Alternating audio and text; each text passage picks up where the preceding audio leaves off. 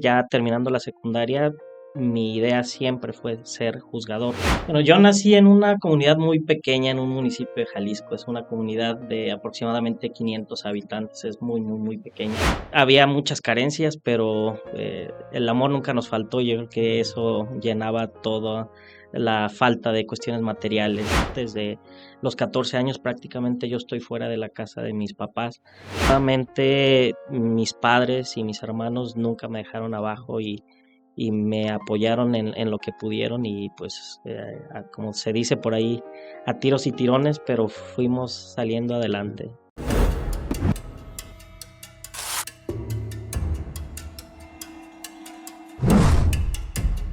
Bienvenidos a un capítulo más de El Podcast, el lugar donde la gente común cuenta las historias increíbles. ¿Y sabes quién es el invitado del día de hoy? Un juez laboral, un juez que le tocó picar piedra como a muchos de nosotros y seguramente te identificarás con su historia de vida. Hipólito, bienvenido aquí al podcast. Dinos, ya dijimos cómo te llamas, dinos qué estudiaste, a qué te dedicas, cuáles son tus hobbies.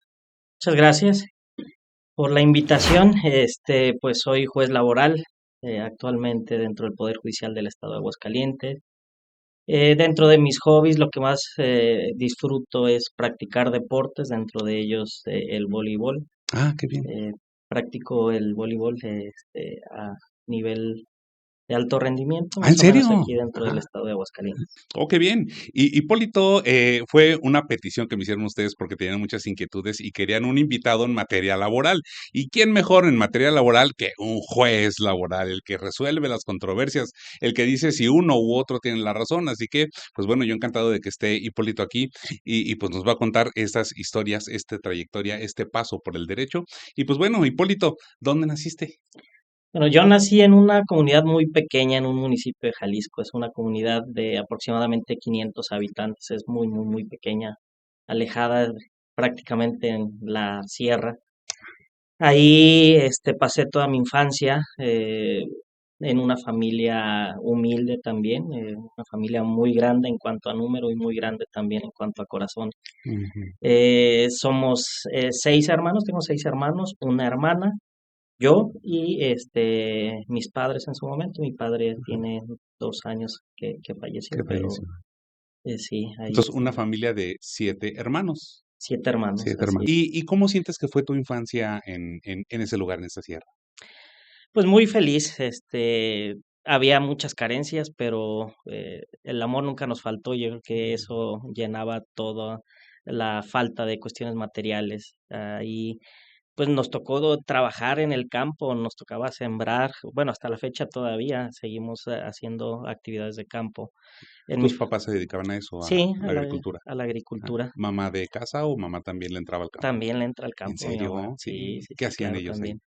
Pues siembra de maíz y frijol, desde todo, desde preparar el terreno para la siembra, propiamente la siembra. Este, Hay otra función, otra actividad dentro del proceso que se llama escardar, quitar zacate cuando se junta mucha maleza para que no vaya a afectar en el crecimiento de la planta, ya sea de maíz o de frijol, tirar abono fertilizante para que produzca correctamente. Hay muchas actividades ya posteriormente, pues cuando se produce el maíz o el frijol, viene el cosechar los Mm. frutos, La entonces pizca, ¿no le llaman la pizca? piscar, Oh, así ajá. efectivamente. ¿Y desde qué edad te tocaba ya entrarle así al campo? Pues desde que yo tengo uso de razón, ¿En serio? sí, sí, sí, Ajá, desde muy pequeño sí. nos tocó. Y además es una actividad que sé que desde 5 o 6 de la mañana ya estás ahí, ¿no? Sí, de hecho es lo ideal siempre iniciar temprano para lo más temprano posible también poder retirarse y por el sol sobre todo. Y en algunas ocasiones nos trasladábamos a una parcela que tienen mis papás, pero para llegar a esa parcela había que caminar entre hora y hora y media. Entonces ya ¿En cuando serio? llegábamos a trabajar, pues ya llegábamos cansados Ajá. del trayecto, descansar un ratito y otra vez Y otra entrarle al vez. trabajo. Ajá. Y me llama la atención que dices que es una comunidad muy pequeñita. ¿Por qué me llama la atención? Porque a veces no tienen servicios o a veces no tienen el acceso a la educación. Pero tú te conviertes en abogado y desde luego que pasas por esa educación media, superior. ¿Ahí mismo había escuelas o ibas a otros lados?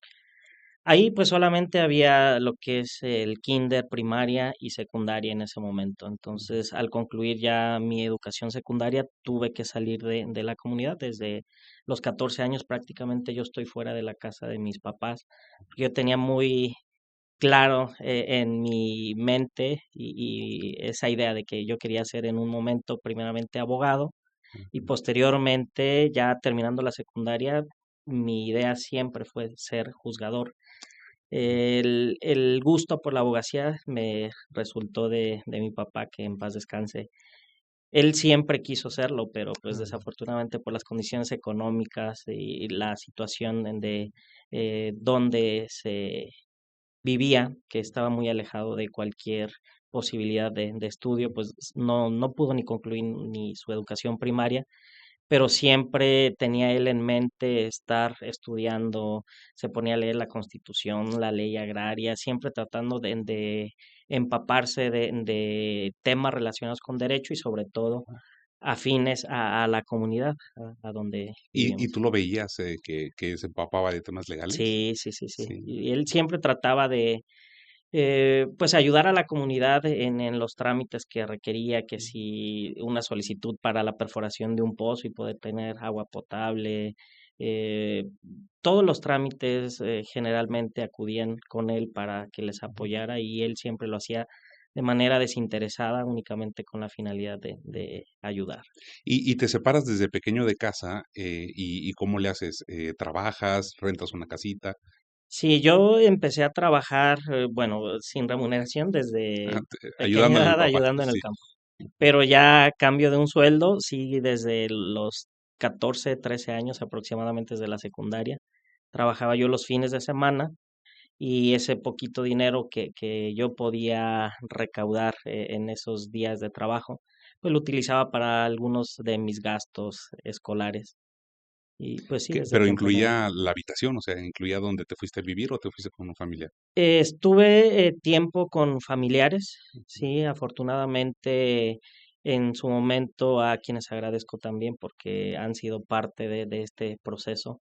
Me permitieron un espacio donde eh, vivir, donde dormir, donde alimentarme y pues eso se valora y se agradece. Y en algún momento de esta trayectoria, porque dices que desde chico dijiste: "Yo voy a ser abogado y yo voy a ser juez". En algún momento de esa trayectoria estudiantil, por la falta de recursos, ¿viste como en riesgo, voy a dejar de estudiar, o siempre fuiste constante? Pues siempre hay altos y bajos dentro de todo, en la vida siempre hay tiempos buenos, tiempos malos pues desde luego también en mi caso sí hubo momentos en los que se batallaba con el dinero, pero afortunadamente mis padres y mis hermanos nunca me dejaron abajo y me apoyaron en lo que pudieron y pues como se dice por ahí, a tiros y tirones, pero fuimos saliendo adelante, ¿Y afortunadamente. dónde egresas ya como abogado? En la Universidad Autónoma de Aguascalientes, me vine aquí a la ciudad desde el año 2002 a estudiar. Prácticamente ya tengo más de la mitad de mi vida viviendo aquí en el estado de Aguascalientes, a quien pues debo todo mi experiencia profesional, toda mi carrera profesional se la debo al estado de Aguascalientes y a quien agradezco de corazón por todo el apoyo que he recibido, pero desde luego sin olvidarme de mis De tus orígenes, de mis raíces, así raíces. es. ¿Y en qué momento se abre esa ventana, pero para ser juzgador, o sea, para ser una persona que ya tiene que decidir?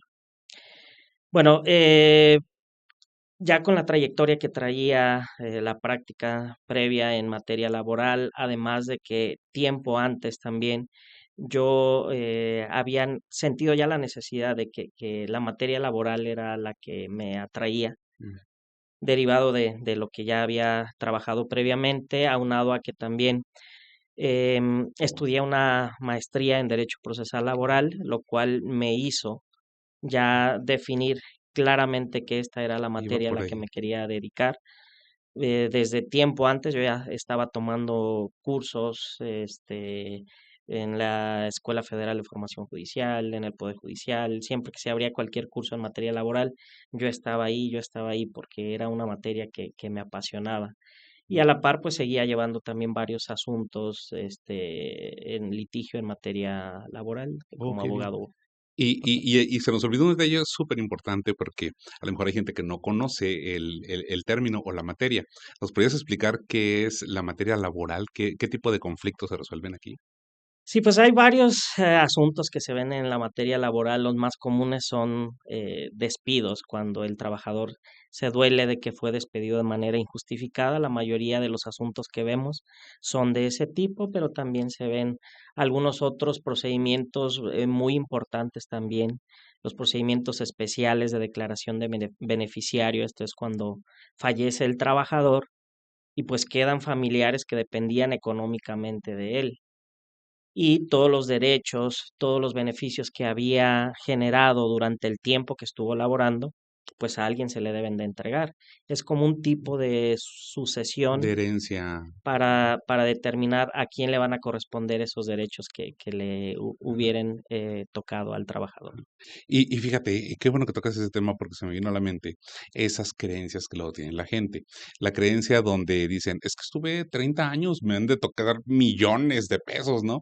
Y todos se imaginan que pues me despidieron, tenía 20 años, pues ya me voy millonario. Y es donde yo siempre les digo, pero ese tema te lo voy a dejar a ti. Siempre les digo, ¿qué crees? No es así, porque luego piensan que se van a ir con todas las manos llenas, porque existe el tope o existe una manera de cuantificar la prima de antigüedad. ¿Nos podrías explicar un poquito qué es? Sí, bueno, depende de los años que hayan trabajado las personas y también del supuesto bajo el cual se concluye la relación laboral, será si procede o no el pago de la prima de antigüedad. Si se tienen más de 15 años y es una renuncia o retiro voluntario, sí operará el pago de la prima de antigüedad. Si renuncia sin tener los 15 años, pues no se va a cubrir esa cantidad, pero si está topada, o sea, si es a 2 salarios mínimos.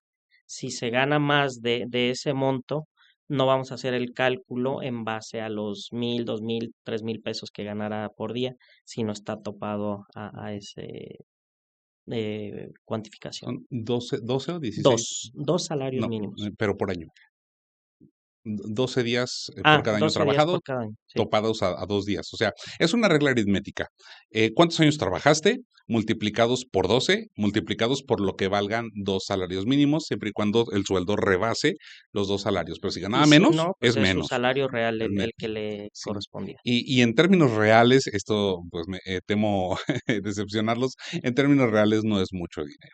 He visto, fíjate, empresas fuertes, grandes, sobre todo aquí en Aguascalientes, que son famosas las automotrices, que son muy generosos y les dan una muy buena lana, pero siempre les digo, porque dicen, es que a mi compadre le dieron medio millón. Ay, ¿qué crees? Pues tuvo suerte porque le dieron gratificación, no tanto Sí. como que le corresponda, porque si usan como medio de cotejo, medio de comparación, lo que le pasó a la comadre, al Sí, vecino, sí, sí, sí. y Sí, cada caso es especial y cada caso es independiente. No podemos comparar el caso del vecino de un lado con el vecino del otro lado porque ni ganaban lo mismo, ni tenían el mismo tiempo de antigüedad. Entonces, sí hay que analizar cada caso en concreto para poder establecer una cantidad que le corresponde y no compararnos solamente por que a él le dieron más o a mí me dieron menos. así Ujú. es. Y ya que tocabas el tema de que la inmensa mayoría de los asuntos son despidos, porque realmente sí que estamos hablando, a lo mejor un 95, 97% son despidos, Yo creo como un 87% más o algo, o menos sea, de la los inmensa casos. mayoría Ujú. son despidos, no todos son injustificados o no todos dan el derecho a recibir una lana. ¿Nos puedes explicar eso para que, vamos, aprendamos por qué sí es justificado a veces, por qué es injustificado otras, ¿no? Sí, bueno, en términos sencillos, dentro de la empresa hay reglas que se deben de cumplir. Y si el trabajador no cumple con esas reglas y esa norma que incumplió es grave de tal forma que no permita continuar la relación de trabajo, pues puede venir una terminación de esa relación de trabajo sin responsabilidad para el patrón. O sea, Es que no le decir, va a pagar. la culpa fue del trabajador porque tú hiciste esto que no debiste haber hecho. Y en esos casos, pues no va a haber una indemnización por despido. Podrán corresponderle algunas otras prestaciones a las que tuviera derecho, pero no propiamente por despido. Ujú. ¿Como cuáles, por ejemplo? Pues lo que haya generado de... No, causales de rescisión de donde sí es justificado. Ah, ok. Bueno, hay una muy común que utilizan que es la pérdida de confianza, sobre todo cuando maneja dinero el trabajador, que muchas veces al momento de hacer los cortes de caja ya no le salen las cuentas, entonces si para el patrón implica pérdida de dinero siempre, no cuadran las cuentas, pues no es una persona que para ellos les genere confianza el seguir manteniéndolo como trabajador. Entonces, pudiera ser esa una de las causales, la pérdida de confianza Ajá. con el trabajador. Que le robó dinero, se perdió, ya no fueron las cuentas. Sí, sí, sí, sí, sí. Y aquí, por ejemplo, luego decían, es que tienes que ir a denunciar porque es un derecho denunciar, pero a mí no me queda claro, y eso lo digo a modo de pregunta, eh, tú ese criterio, ¿cómo lo tomas? Si el patrón fue y denunció a la fiscalía porque era su derecho, pues denunciar el robo, he encontrado algunos criterios que dicen que la denuncia era la intención del patrón a despedir al trabajador. Para que hagan lo correcto, porque hemos hablado casi de puros trabajadores, para que hagan lo correcto los patrones, ¿cuál es el procedimiento a seguir en caso de que estemos en este supuesto? ¿Qué debe hacer el patrón? Bueno, sí, lo principal es presentar una denuncia ante la autoridad correspondiente, porque pues el seguimiento de ese procedimiento pues va a dar elementos que también a la par tal vez le van a ayudar en el juicio laboral para acreditar esa causal que hizo valer para concluir la relación de trabajo. Entonces, sí es fundamental acudir también ante la autoridad penal para que se siga el trámite correspondiente por lo que a esa otra conducta se refiere. Y en cuanto al aviso de rescisión, creo que es otra de las obligaciones del patrón. Sí, obviamente se debe también de promover el aviso de rescisión dentro de los 5 días siguientes a que se dio la causal. Debe estar fundado y motivado, porque también no se trata nada más de se me ocurrió que incurrió en esta causal y voy a promover el aviso de rescisión y con eso ya para liberarme del pago de prestaciones que le correspondieran. Entonces, sí debe estar bien fundado y motivado, porque si no se acredita dentro del juicio, pues aun cuando haya sucedido, si no proporcionan los elementos necesarios para demostrar que el trabajador incurrió en esa conducta, pues no Ujú. van a obtener una resolución favorable. Y es posible que varíen las circunstancias a modo de que, por ejemplo, ya tengo un problema y le digo al trabajador, ¿qué crees? Te voy a despedir, te traigo el aviso de rescisión por falta de confianza y en juicio ya alegué yo otra causal de rescisión. ¿Pueden subsistir o pueden depender una de otra o esa exactamente la tienen que defender en juicio? Bueno, si tienen ya el aviso de rescisión y ese lo van a hacer valer dentro del juicio, pues ya no cuadraría que en un momento dado te estás basando en un procedimiento donde dices que esta fue la conducta y ya cuando presentas en este caso la contestación de demanda, ya haces valer otra cuestión, pues eso genera dudas sobre lo que realmente ocurrió. Entonces sí debe de cuadrar todo Desde el correctamente. inicio de Sí, la causa correcta, sí, sí, sí, sí. exponérsela, entregársela y defenderla en juicio en caso de Sí, que se aportar demande. todos los elementos que tenga Ajá. para demostrar esa causal. Sí, y el tema que yo me encuentro casi a diario es mucha duda. Vamos, el tema del despido, pues bueno, es una cuestión como natural donde la gente dice, pues me corrieron, tengo derecho a una indemnización. Y hay una parte técnica que es las utilidades, donde mucha gente tiene esa duda, porque creo yo que es un tema contable, un tema fiscal, un tema como un poquito técnico, para que asesoremos, para que demos un poquito más de información a la gente y esté atenta a este tema. ¿Podrías explicarnos qué son las utilidades, cómo se cuantifican, cómo se reclaman? Sí, bueno, las utilidades es un derecho que le corresponde al trabajador de acuerdo a las ganancias que obtuvo la empresa o el patrón para el que labora durante el tiempo que estuvo trabajando para esa empresa. Son diversas operaciones matemáticas las que se tienen que realizar, pero lo importante es que con independencia de que ya no sigan trabajando en la empresa, les corresponden, porque ese es uno de los casos que más me ha tocado el desconocimiento por parte de la ciudadanía, por parte de las personas. Piensan que cuando ya se retiran de una empresa, ya no les corresponde utilidades. Y hay periodos determinados en los cuales se cuantifican. En mayo es la fecha límite para las empresas para que reporten lo que al final resultó de ganancia.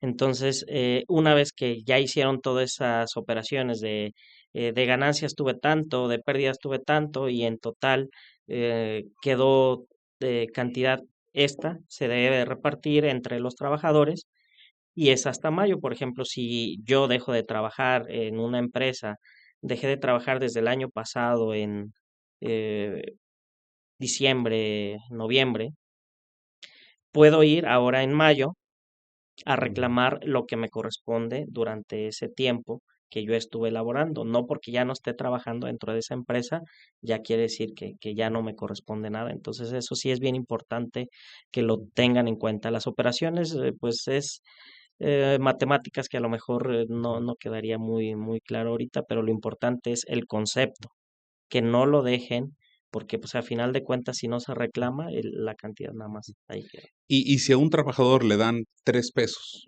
porque, por ejemplo, no hace mucho yo vi a una tienda grande o de supermercado grande, donde creo que les dio 30 pesos de utilidades. Y pues ellos, ¿cómo le hacen? Van a decir, pues yo cómo calculo cuántas utilidades hubo. ¿Cómo puede inconformarse en ese caso el trabajador? Sí, hay autoridades que se encargan de realizar inspecciones en las empresas y le solicitan la información contable y ahí tienen que acreditar que efectivamente ese fue el, la ganancia que quedó para repartir. Entonces, la dirección del trabajo es un área donde pueden acudir y presentar su queja y a su vez realizan una inspección y determinan si efectivamente la cantidad que les otorgaron fue la correcta o no fue así. Ajá. ¿Y a todos les debe tocar utilidades? A todos les debe de tocar utilidades en la proporción que les corresponda de acuerdo al tiempo laborado, de acuerdo al salario, de acuerdo a muchas cuestiones. Porque hay empresas que no generan utilidad, ¿cierto?